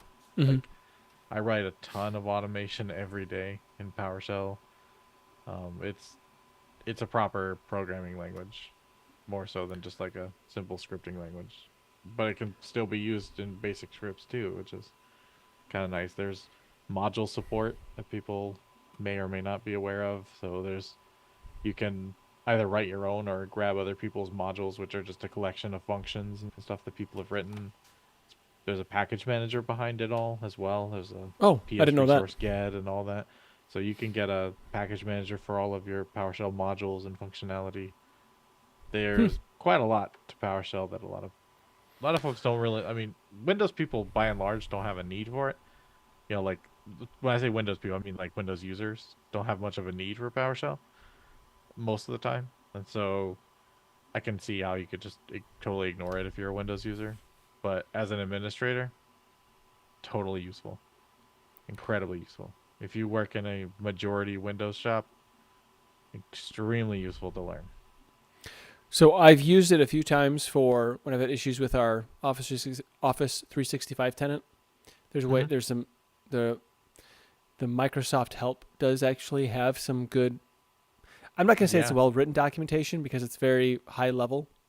Once you know how to read their documentation, that's kind of it. They write their documentation in a very specific way, and once you learn how to parse that, you can sift through. Yeah, it's Microsoft. They're going to do it their own way. Right, and it's going to take me a while to get there. But what I will say is it's been very handy for certain things. Or if I just need to check to see if a service is running, it's easier just to have PowerShell open and just get service and then whatever the name of it is. I find. There's also if you have WinRM set up in your environment, you can there's the invoke commandlet that you can use, and that allows you to invoke a command on a machine across the way as well on a Windows machine. Oh, really? So kind of like how you throw a command over SSH. Mm-hmm. You could do that over invoke command with the WinRM as well, if you have a properly set up WinRM environment, of course.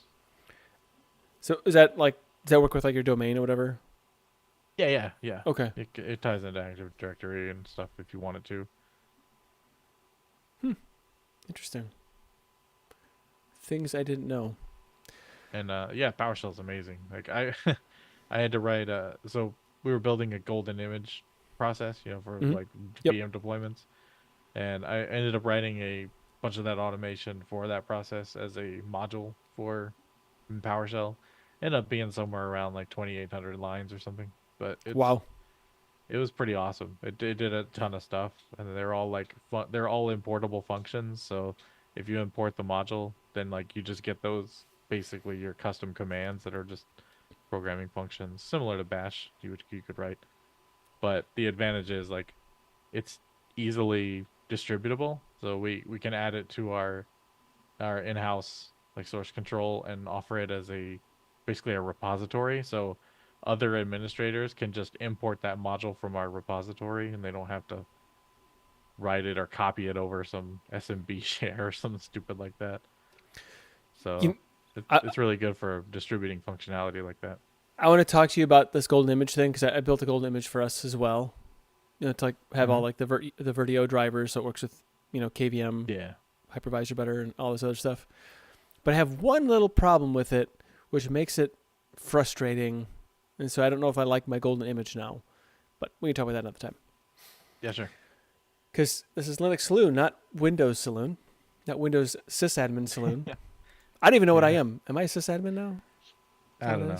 It's Nobody knows what they are. I don't know what that is. I don't even know what I am.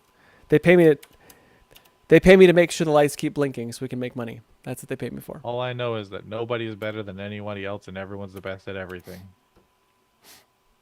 Well, there's only two of us, and I feel like I'm always asking John for help on Windows stuff.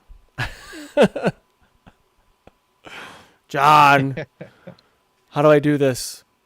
Anyway. Yeah. Now every time I get mad at Windows, it's like, this is so stupid. Like, why is it made this way? This is dumb. And then after I go in my corner, be in my feelings for a little bit, I can come out and solve the problem. Right. Yep, that's it. And then you wonder, like, why does it take so long for it to do this one simple task? This is a simple task. This should not take this long to work. Why do you keep working? What are you doing right now? Like tell me what you're doing. Because just like, it's not verbose. Anyway. Yeah. Event viewer is gross. Well, it just gives the, with the little circle things. It's just like, what are you doing right now? Yeah. Where's the escape? Anyway. So I have another fun little tool. I think I probably talked about this before. It's called Btop. So we're talking about terminal stuff and colorful. And Anna said color in the terminal, and she was surprised by it. But if you have not checked out Btop before, it's a system monitoring tool. I've actually used this quite a bit when like watching remote Linux systems do things, like when I was seeing what they're hanging up on. I just kind of leave it like log into it with another terminal, and I just kind of keep it up while I'm doing other stuff. It helped me out. It's probably not the coolest sysadmin way of doing it. It's probably not the. I'm sure Adam Grubbs is probably like, you are such an amateur. Anyway, I love Btop for certain, like just having it for certain things when you're just wondering why you're using all your maxing out your CPU. And I mean, you can use other things you can use too, like HTOP is built in, but Btop just looks nice. So if you haven't checked out Btop, please do so. It's pretty cool. Has anyone here used Btop? I have not used Btop. I've used Bashtop. Btop is a successor to Bashtop. So it was PyTop, then Bashtop, now Btop. It had another rewrite. I actually switched over to Mission Center for all that. It's basically a Linux version of the Windows Task Manager. It looks very similar to the Windows Task Manager. It has all the, you kill your apps, you can monitor your services and all that kind of stuff. Whoa, what's it called? Hold on. Hold the phone here, buddy. It's called Mission Center. Mission Center. Mm-hmm. Now, do you have any information on that? Information as like as in what? Like, where'd you get it? What do you have any like? I just did a Google search for it and I found it. It's a I downloaded it off of FlatHub. Okay. So I got it from FlatHub. I've run it on all of my Linux boxes. It's just, I like it. It gives you the task manager you can break down so you can see everything by your each individual core. You can go see which apps are running using how much memory or CPU processes. Oh, it is nice. And you can go and you go into services and just you know, kill any services that you want to, or restart or whatever. And it does Like have cockpit. you know, another one of my favorite features does have a dark mode, so you don't have to have that bright white screen in your face. Right. No, that is nice. It's a good look to it. It does look a little like the task manager. I So do I'd like. to take a moment to advocate for light mode because you mentioned that. So if you work in a lot of VMs or in like a number of VMs throughout the day or like other environments, make your actual machine, like your laptop or desktop, in light mode, and you'll never be confused if you're on a VM or if you're on your machine. That's the only use case it has. What about the other way around? Make all your VMs light mode so that you know.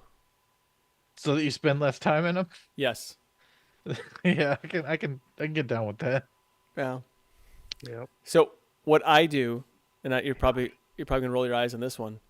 I for any of the remote Linux machines I use that actually have a GUI, which is very few, I will do. I'll change the highlight color to be different than my native system. So. Oh, like the accent colors? Yeah, the accent colors. Yeah. That's actually a nice subtle one. Actually, I like that. So it's just a different shade of green.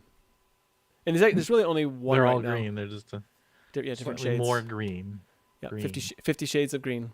Yep. It's advanced green.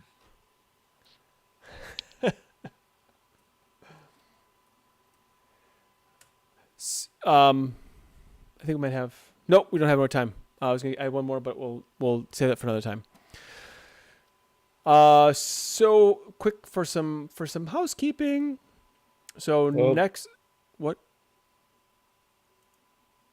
No. Sorry, Nate. I know we're getting to next week, and I had an idea. Oh, okay. Put a pin in that just right quick. I gotta check a thing here now because I just realized I didn't write something down here, and so now I'm going to stammer for a bit just because this is what I do to fill in dead air. Dead air. What in the Linux show is dead air. I don't want dead air. Actually, I don't like dead air. Okay, so next week is an open mic night. See, I did it. So it's any topics that you might have. It could be, a continuation of today. If you got like something cool, distribution stuff, whatever you want. Just kind of, we'll meander through the subjects, whatever they might be. Just an easy conversation.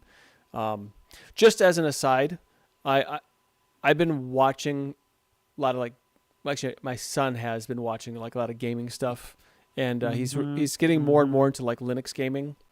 So although we do have a PlayStation, all of them except the PlayStation 1. For whatever reason, the PlayStation 3 has kind of been the main machine lately. I don't know. I'm not a doctor. I'm not sure what's going on here. But anyway, the point of that being, there's been a lot more Linux like gaming exploration and getting things to work. And so he's having some fun with that. So if at any time, maybe you guys want to do like maybe a gaming focused application appetizer, that'd be cool again. Or something along those lines, or instead of a distribution, maybe gaming focused distributions, that'd be kind of cool too. But just something to keep in mind. I'm not saying we have to do this, but just as a thought. So, let me know in the comments or send me a nastygram. That's cool. I appreciate all those things. I'm gonna have to do some Googling on some gaming distros. Yeah, there's actually a lot of really cool things out there. Like especially like the work with Proton and HDR and such. That I didn't know that was a thing. That's pretty cool. Now, my idea was maybe look at FreeBSD's latest up and coming release. That'd be cool.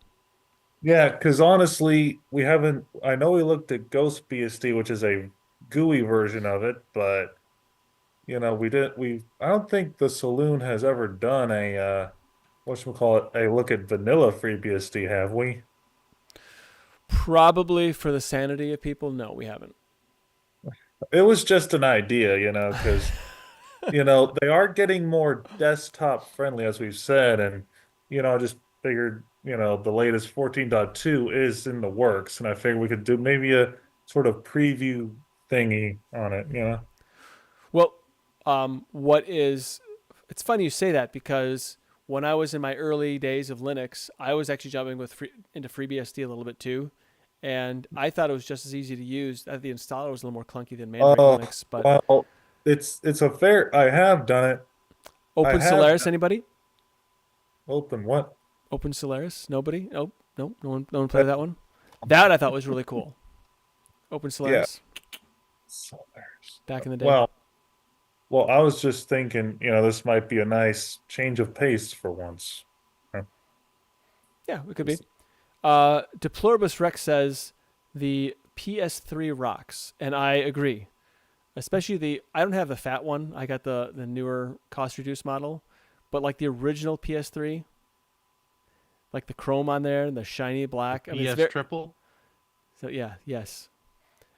There's something like when you look at it like the original PS3, especially like that thing got hot and those fans sound like you're Yeah, Foreman grill. sound like Yeah. a big jet engine would not the work. George Foreman grill. Yeah, but it It's did a sound like Foreman grill. Yeah. yeah, it does. But it Yeah, sounded like a plane taxiing on the runway. Yeah, that was fun. Ready to take off. So they had a. So if you want some PS3 lore, look up Chad Warden. Chad Warden. I'm not gonna say any further. Look up Chad Yeah. Warden PS3. yeah. All right, I'm gonna look that up because, also like I've been watching stuff on the original Xbox too. That's been pretty cool. I didn't realize people consider that vintage now, and I don't want to talk to anybody that says that they think it's vintage. Anyway, that aside, I haven't done it yet, but there's a Linux Saloon calendar. I'm going to be doing some updates to that because I gotta figure out the rest of the year because I think it may or may not. It might take a little bit of a break there toward the end of the year, just so I can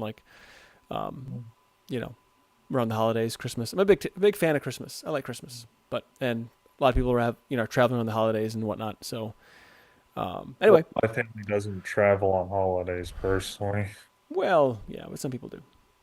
And then if you have any just distribution suggestions, discussion suggestions, applications, or poll ideas, feel free, fire them away. Would love to hear from you. You can also send any questions or comments or whatever to suggestions@linuxsaloon.com, and I do read those, and most of the time I reply. Unless you're being like really mean and pedantic, then I'd probably just ignore you, because I'm not going to argue with somebody on the internet or tell me that I did something wrong, we didn't look at it right, whatever.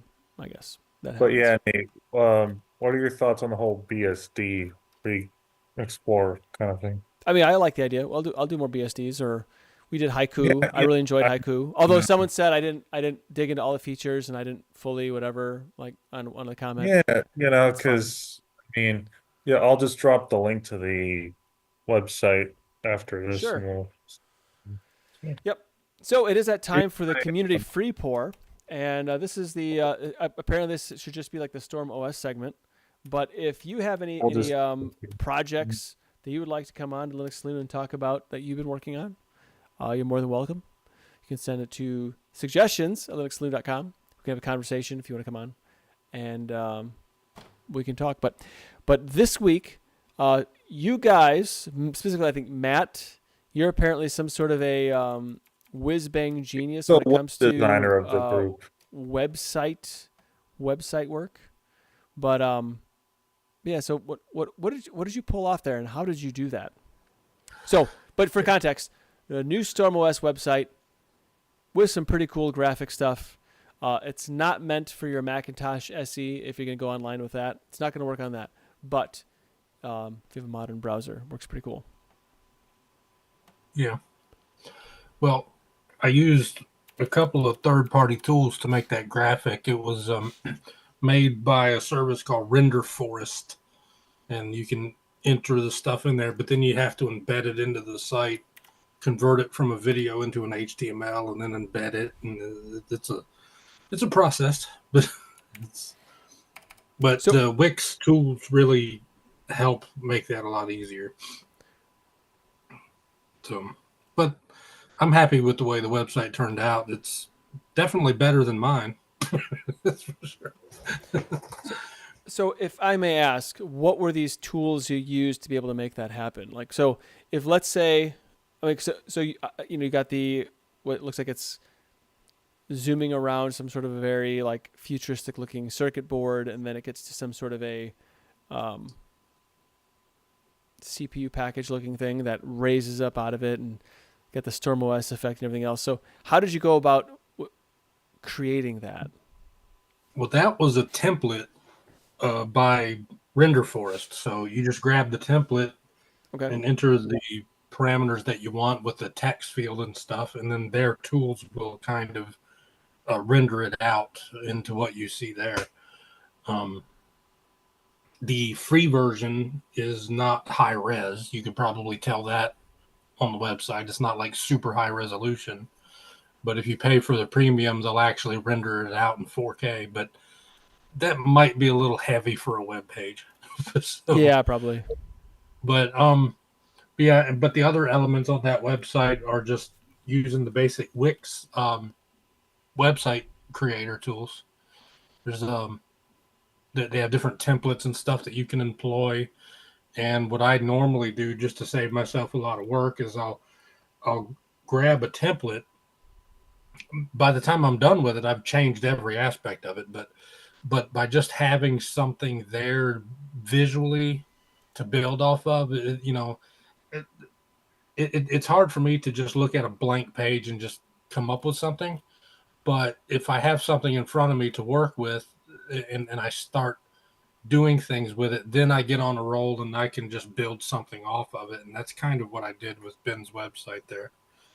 So even though I didn't use almost any part of the original template, by just starting with a template and working backwards, it's just how my brain works. I can, once I get rolling, I actually did 2 attempts first. I actually made 2 separate websites I didn't like and deleted them. And what you see there is the 3rd attempt. So, but it's just patience and trial and error, I guess, is the name of the game. Mm-hmm. Although anytime I hear somebody say trial and error, I always think denial and error, because Trailer Park Boys. Anyway, that's very cool. I like it. It's I'm not going to say it makes me jealous, because you have really cool effects in your website, but it's pretty cool. I like it. Yeah, well, cool. It's I've actually I made the website for Titan Linux, and it's not as nice as the one I made for Ben, so I'm kind of jealous too. but that's just how it goes. Well, Ben's a hardworking man, so he kind of deserves a little pick me up like that, I think. Right, Ben? Oh yeah, I'm sure he's happy. Oh, trust me, guys. Matt has been a wonderful addition to the team, and I mean, this website. Geez, it's very, very. I mean, it's like, I guess the best way I can describe his work is like not only a labor of love, but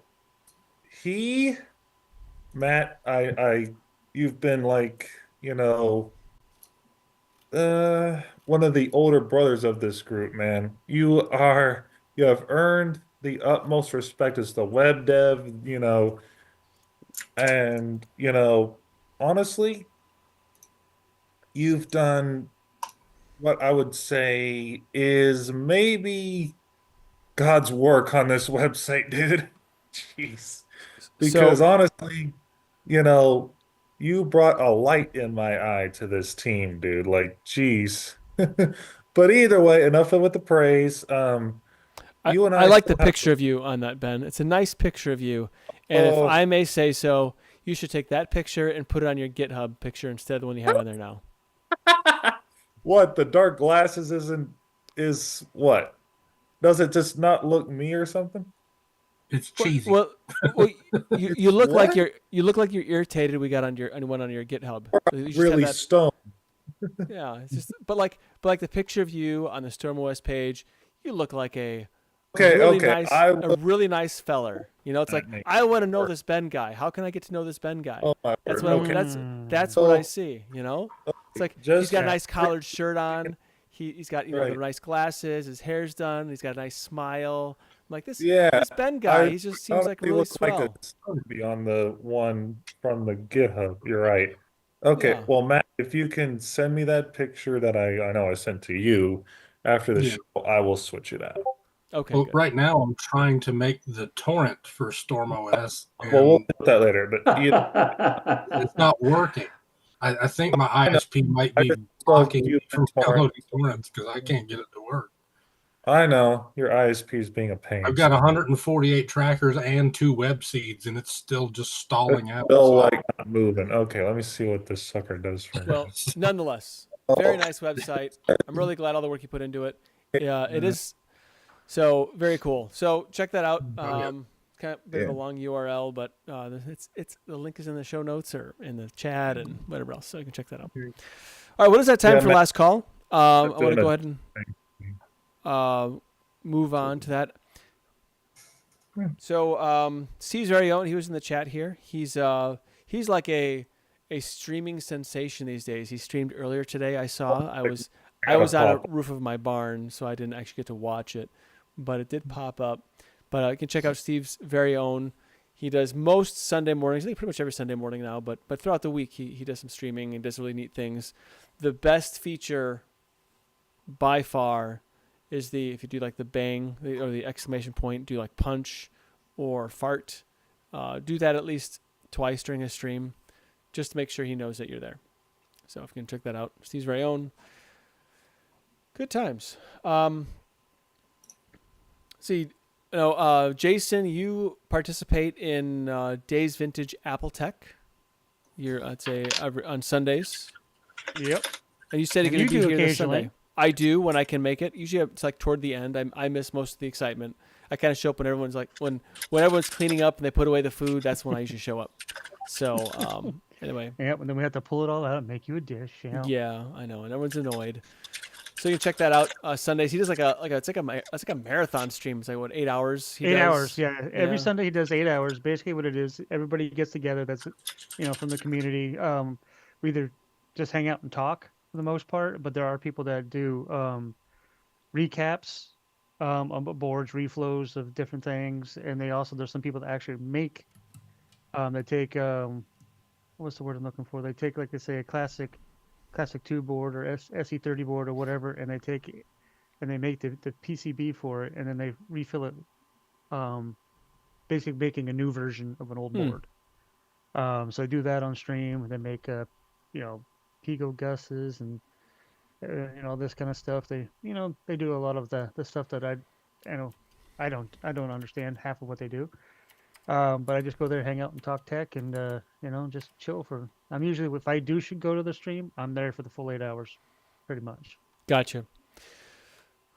So cool, and also I think you have Eric's Edge. He does HyperCard. He's doing HyperCard stuff on there too. So if you're just a lot of programming stuff. Yep. And then last week Dave was repairing a case, a Macintosh Classic case. That was pretty cool. Yeah, they also have do a lot of retrobrighting of old cases, the cases that get that yellow tinge to them. Mm-hmm. They retrobrite those. They do a lot of 3D printing of custom cases. Yep. For blue scuzzies and whatever else. It's what they do. Neat stuff. It's some what's his name? He does a lot of PC stuff. Gosh, I watch his streams too. Anyway. There's John from Big Bad Biologist. He does a lot of PC stuff. Sean says jank. SuperCard is better than HyperCard. Well, Sean, I tell you what, come join the stream and have that discussion with Eric. See how that goes. Well, good deal. So yeah, check out Days Vintage Apple Tech. Nice people there. Really nice people. In fact, Gut Bomb, who's in the chat here earlier. And Trina, who's also in the chat earlier. Gut Bomb sent me some, since I got a Macintosh SE30, actual Macintosh SE30, sent me some manuals like I would have experienced, like spiral bound manuals. So I can live the experience of being, with the paper manuals. It's got a floppy disk in there too. I don't know what's on there, but I gotta check that out. Anyway, I just got those today, so I'm really excited. which the Macintosh is in my in the house, not in here. But anyway, I'm on a podcast called Linux Out Loud. I have two co-hosts, Matt and Wendy. We been talking a little more robotics lately, some gaming, and then whatever else we do in the wide wacky world of tech. So I did talk about my SUSE Harvester migration experience, a little bit of that on there. It's been pretty exciting. I have a website called cubiclenate.com. I write articles about things that interest me. So, and then by interest me, it means mostly me.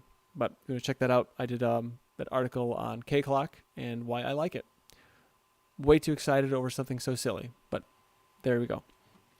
So Linux Saloon is part of the Tux Digital Network. Check out more great shows at tuxdigital.com. I want to thank you all for your support, however you do it, being a part of the conversation, both the Zoom meeting and the YouTube stream, as well as for everyone watching the show after the fact. I want to thank everyone involved in making Linux and open source tools possible for us to not only have this conversation, but also to have fun and enjoy technology. Linux truly puts personal back in a personal computer. Thank you for stopping by. Be sure to tip your developers, and please remember to Linux responsibly, because it's not 100% safe. So until next time, see yous. Bye.